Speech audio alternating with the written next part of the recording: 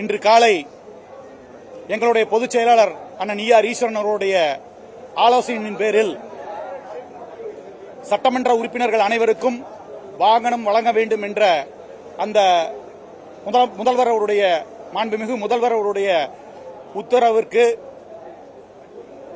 கொங்குநாடு மக்கள் தேசிய கட்சியை பொறுத்தவரை மக்கள் பணி 20 ஆண்டு காலமாக கொங்கு மண்டலத்திலே மக்கள் பணி செய்து கொண்டிருக்கக்கூடிய நாங்கள் சட்டமன்றத்திற்கு முதல் முறையாக இருக்கலாம். ஆனால் மக்கள் பணியில் 20 ஆண்டு காலமாக இருந்து கொண்டிருக்கின்றோம்.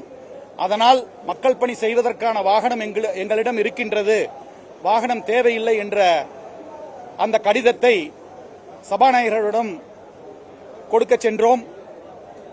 அப்பொழுதுதான் திராவிட முன்னேற்ற கழகத்தின் தலைமையும் அப்படி ஒரு முடிவை எடுத்து இருப்பதாக கேள்விப்பட்டு எங்களுடைய முடிவும் திராவிட முன்னேற்ற கழகத்தின் முடிவும் ஒரே முடிவு அந்த கூட்டணியில் இருப்பதால் நாங்களும் எங்களுடைய மனுவையும் கொடுத்திருக்கின்றோம். திராவிட முன்னேற்ற கழகத்தின் மனுவிலும் கையெழுத்திட்டு கொடுத்திருக்கின்றோம்.